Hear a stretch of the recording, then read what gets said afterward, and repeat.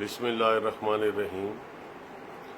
حلقہ ارباب ذوق پاک ٹی ہاؤس لاہور نے اس عالمی وبا کے دور میں آن لائن عالمی مشاعرے منعقد کروا کر ایک نئی روایت کا آغاز کیا ہے اور اب تک پوری دنیا سے بے بہا معروف شعراء نے اس میں حصہ لے کر ادب دوستی کا ثبوت دیا ہے، جبکہ عالمی شہرت یافتہ معتبر ادبی شخصیات اور ممتاز شعراء نے اس کی صدارت کا تاج سر پہ سجایا۔ اس کے بعد نوجوان نسل کے لیے وارثان غزل کے نام سے ایک عالمی مشاعرہ منعقد کروا کر ایک اور نئی روایت کی داغ بیل ڈالی، جس سے تمام نوجوان نسل کے شعراء ان کو اپنا کلام عوام تک پہنچانے کا اور جو تھوڑی بہت کوئی کمی بھی ہوگی تو اس کو بھی دیکھنے کا موقع ملا ہوگا۔ بات یہیں پہ ختم نہیں ہو جاتی۔ اس کے بعد حلقہ ارباب ذوق پاک ٹی ہاؤس کی مجلس عاملہ نے ایک اور نئے فیصلے کا جو ہے ثبوت دیا، وہ یہ کہ معتبر اور جینون شعراء کے حوالے سے ان کے جشن منانے کا آغاز کیا جائے۔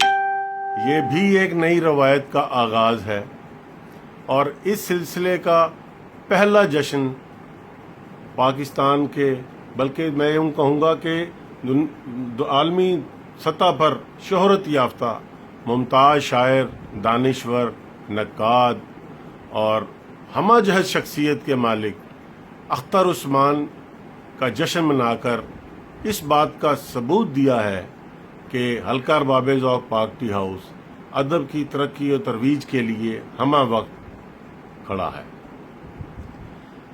اس جشن کی صدارت معروف اور بلکہ یوں کہوں کہ ممتاز بزرگ شاعر، نقاد، دانشور جناب ڈاکٹر خورشید رضوی صاحب نے اس کی صدارت کی، اور جبکہ مہمان خصوصی کسی تعارف کے محتاج نہیں جناب افتخار حسین عارف صاحب تھے۔ اس میں بہت تعداد میں شعراء نے اختر عثمان کی شاعری، شخصیت اور فن کے بارے میں بہت باتیں کیں، ان کے فن کو سراہا، ان کو خراج عقیدت پیش کیا اور اپنا کلام بھی ناظرین تک پہنچایا۔ اس سلسلے میں صرف اتنا کہوں گا کہ اختر عثمان کی ذات کسی تعارف کی محتاج نہیں ہے۔ پاکستان میں اس نے وہ کام کر دکھایا ہے جو اس عمر میں بہت کم لوگوں کے حصے میں آتا ہے۔ اس نے جس زبان میں بھی عبور حاصل کیا اس میں شاعری کر کے اپنا ایک مقام بنایا ہے، جبکہ عام لوگ اس زبان کو سیکھنے میں ہی ایک عمر گزار دیتے ہیں۔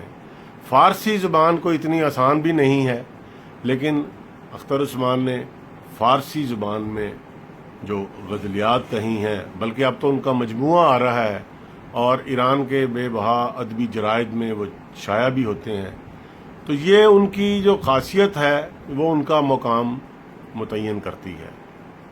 پھر اس بات یہیں پہ ختم نہیں ہوتی، اس کے ساتھ غزل کے میدان ہو یا نظم کا میدان ہو، کوئی بھی میدان ہو، اختر عثمان وہاں پر شاہ سوار کی طرح آگے بڑھتا نظر آتا ہے۔ مرثیہ کی تاریخ مرزا دبیر اور میر انیس سے چلتی ہوئی جب پاکستان میں پہنچتی ہے تو یہاں پر مرثیہ میں چند نام ہیں، جن میں جناب کیسر بہاروی صاحب اور ڈاکٹر مسعود رضا خاکی صاحب،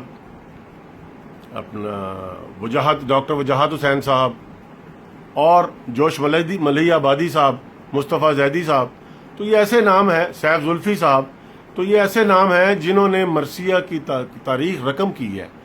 لیکن اس کے ساتھ ہی ایک نوجوان جس کے بارے میں عام آدمی یہ تاثر رکھتا ہے کہ یہ ایک عام سا آدمی ہوگا، اس نے اتنا بڑا کام کیا ہے کہ ان لوگوں میں، ان ہستیوں میں ایک معتبر مقام پایا ہے. اس کا نام اختر عثمان ہے. اختر عثمان نے کی غزلوں کے مجموعے شائع ہو چکے ہیں، اور ابھی کئی کتابیں ان کی جو ہیں وہ زیر طبع ہیں، اور اس میں بہترین تنقیدی حوالے سے ان کی جو تخلیقات ہیں وہ بھی آ رہی ہیں، بے دل کے حوالے سے.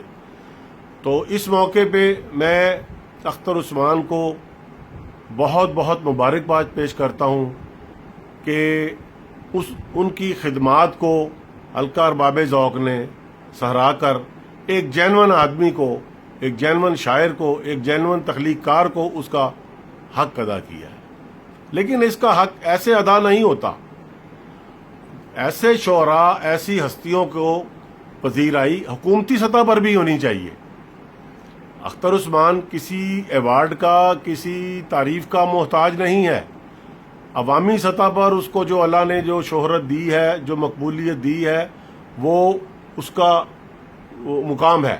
لیکن حکومت کا بھی فرض ہے کہ جس وقت ایسی فہرستیں مرتب کی جائیں ایوارڈز کے لیے، تو ان میں بجائے اس کے کہ سفارش کو دیکھا جائے، اس میں جینون تخلیق کار کا بھی نام آنا چاہیے.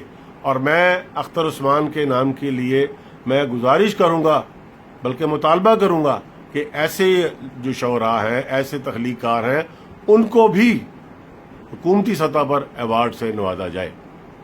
اس موقع پر حلقہ ارباب ذوق پاک ٹی ہاؤس کے سیکرٹری علی نواز شاہ صاحب، جوائنٹ سیکرٹری فیصل زمان چشتی صاحب، مجلس عاملہ کے اراکین جناب فرحت عباس شاہ صاحب، پروفیسر ناصر بشیر صاحب، اجاز رضوی، ابتہاج ترابی، اور میں خود تاثیر نقوی، اس حلقے کے ان پروگراموں کو ترتیب دینے میں اپنی اپنی جگہ پہ کاوشیں کر رہے ہیں، اور دعا کرتے ہیں کہ اللہ کریم ہماری ان کاوشوں کو دوام بخشے اور ہمیں ہمارے مقاصد میں کامیاب فرمائے.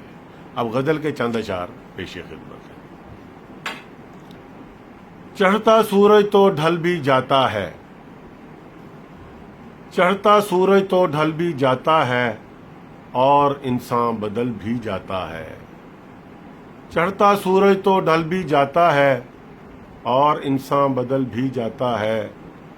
گمراہی ہو تو اپنے ہاتھوں سے، گمراہی ہو تو اپنے ہاتھوں سے، کوئی رستہ نکل بھی جاتا ہے. گمراہی ہو تو اپنے ہاتھوں سے، کوئی رستہ نکل بھی جاتا ہے. جب بھلائی کا سوچتا ہے کوئی، جب بھلائی کا سوچتا ہے کوئی، اس میں پڑ کچھ خلل بھی جاتا ہے. جب بھلائی کا سوچتا ہے کوئی، اس میں پڑ کچھ خلل بھی جاتا ہے. آ سکے جب نہ کام کوئی شے، آ سکے جب نہ کام کوئی شے، سکہ کھوٹا ہو چل بھی جاتا ہے. آ سکے جب نہ کام کوئی شے، سکہ کھوٹا ہو چل بھی جاتا ہے. گر جو رد بلا کا آسرا ہو، گر جو رد بلا کا آسرا ہو، خطرہ جو ہو وہ ٹل بھی جاتا ہے. خطرہ جو ہو وہ ٹل بھی جاتا ہے. جو سیانوں کی بات مانتا ہے، جو سیانوں کی بات مانتا ہے، لگے ٹھوکر سنبھل بھی جاتا ہے. جو سیانوں کی بات مانتا ہے، لگے ٹھوکر سنبھل بھی جاتا ہے. اور آخری شعر ملاحظہ کیجئے. سامنے مشکلیں ہوں جب تاثیر، سامنے مشکلیں ہوں جب تاثیر، ان کا کچھ حل نکل بھی جاتا ہے. سامنے مشکلیں ہوں جب تاثیر، ان کا کچھ حل نکل بھی جاتا ہے. چڑھتا سورج تو ڈھل بھی جاتا ہے، چڑھتا سورج تو ڈھل بھی جاتا ہے، اور انسان بدل بھی جاتا ہے. بہت شکریہ.